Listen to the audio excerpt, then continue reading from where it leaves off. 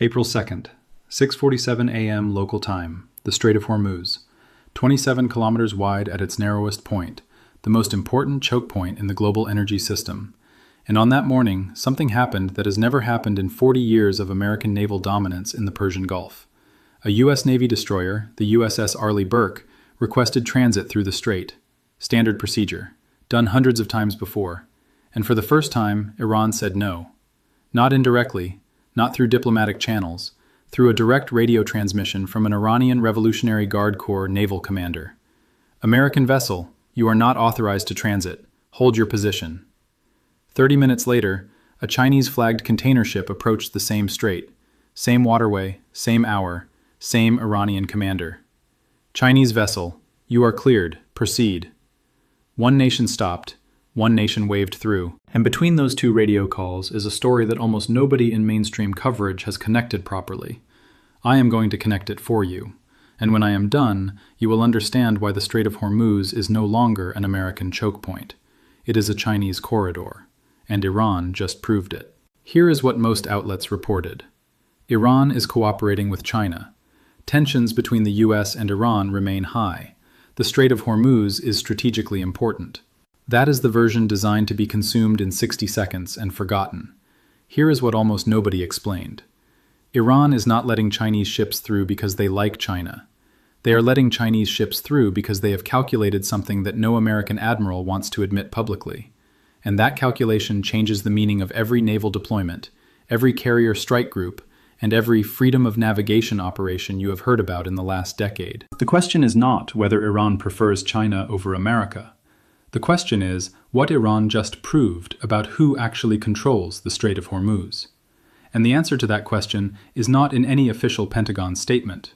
Most people hear Strait of Hormuz and think of one thing: oil. That is not wrong, but it is dangerously incomplete. Let me give you the numbers. And unlike many channels covering this story, I am going to tell you exactly where they come from. According to the U.S. Energy Information Administration, approximately 20% of all globally traded petroleum transits the Strait of Hormuz. That is 17 million barrels of oil per day. Approximately $120 billion worth of energy products every single month. But that is just the obvious layer. Here is the layer almost nobody talks about. The Strait of Hormuz is not just an oil choke point. It is the umbilical cord for every American military asset in the Persian Gulf, the Arabian Sea, and the Indian Ocean. Every gallon of fuel for the Fifth Fleet. Every spare part for every aircraft at Al Udeid Air Base. Every supply container for every army depot in Kuwait. All of it transits the Strait of Hormuz. The U.S. Navy projects power in the Gulf because the Gulf is accessible. If that accessibility becomes conditional, the power projection becomes conditional with it. And that is exactly what Iran just demonstrated. Not with missiles, not with mines, with a radio call and a Chinese cargo ship. Everyone is asking, why is Iran letting Chinese ships through but not American ships? That is the wrong question.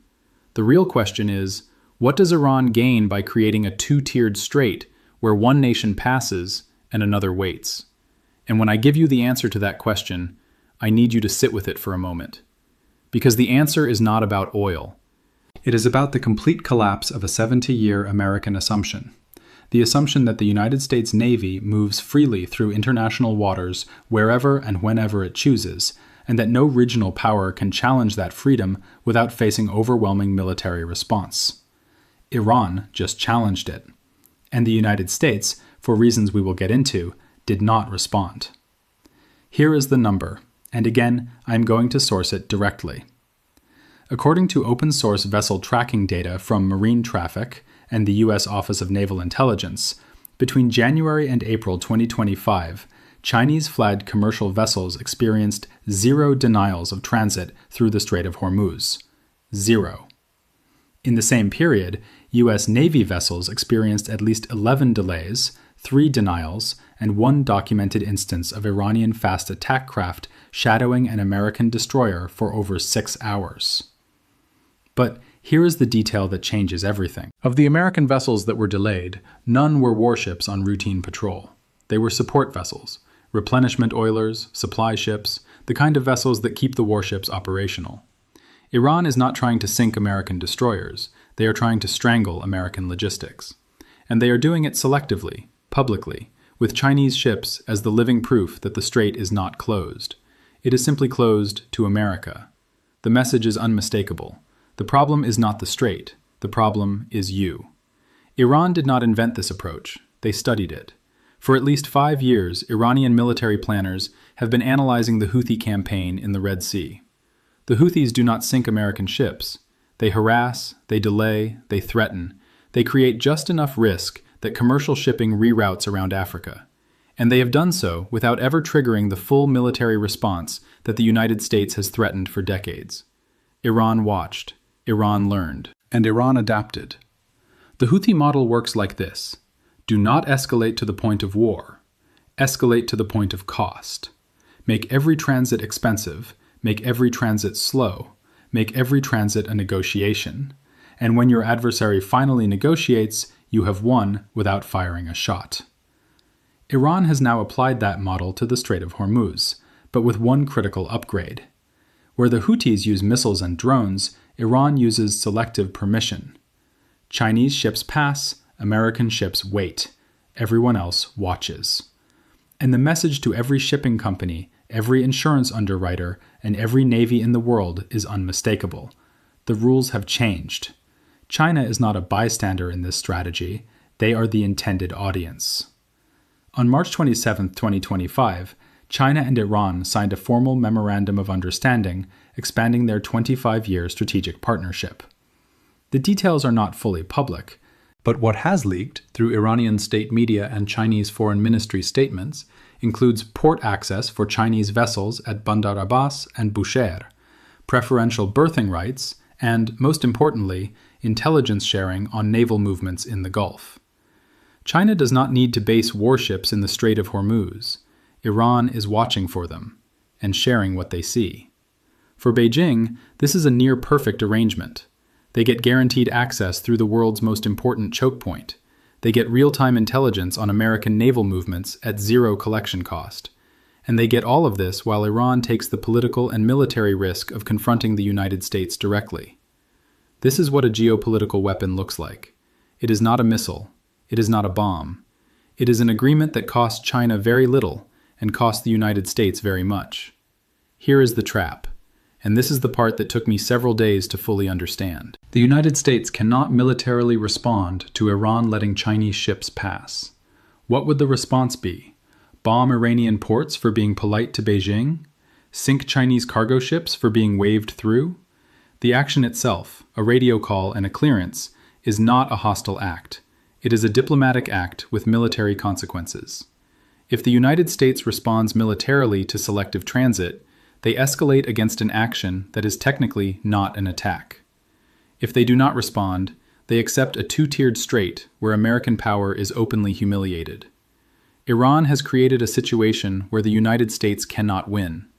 Not because the American military is weak, because the battlefield is not military. It is diplomatic. And on that battlefield, Iran has the advantage of acting first. The first-order effect is humiliation. The second-order effect is far more dangerous. Every navy in the world is now watching the Strait of Hormuz and recalculating their own assumptions. If Iran can selectively deny American vessels, what prevents them from selectively denying vessels from other nations? What prevents them from demanding fees, inspections, or diplomatic concessions in exchange for passage? And here is the question that keeps American naval planners awake. If Iran can do this in the Strait of Hormuz, what prevents them from doing it elsewhere? The Bab el-Mandab, the Suez Canal, the Malacca Strait? Iran does not control those choke points, but they have demonstrated a method that any coastal nation with anti-ship missiles and political will can copy. The precedent is the weapon, and that precedent is now public. Remember the maintenance math from the AWACS breakdown? The same logic applies here. With a fully cooperative strait, the United States Fifth Fleet operates on a predictable schedule. Transits take hours. Logistics flow continuously. Resupply is routine. With a selectively cooperative strait, every transit becomes a negotiation. Every resupply mission becomes a potential delay. Every delay creates a gap in the logistics chain, and those gaps, once mapped by an adversary, become operational windows. Iran is not trying to starve the Fifth Fleet overnight. They are trying to introduce just enough uncertainty, just enough friction, and just enough delay that American commanders cannot rely on the strait as a guarantee. And when a military force cannot rely on its logistics, it stops being a force. It becomes a collection of ships waiting for permission. This is the version of the story you will not get from a 60-second news segment, because the real story is not about a radio call or a cargo ship. It is about the quiet, deliberate dismantling of an American assumption that has stood since the 1970s. The assumption that the Strait of Hormuz belongs to whoever has the largest navy.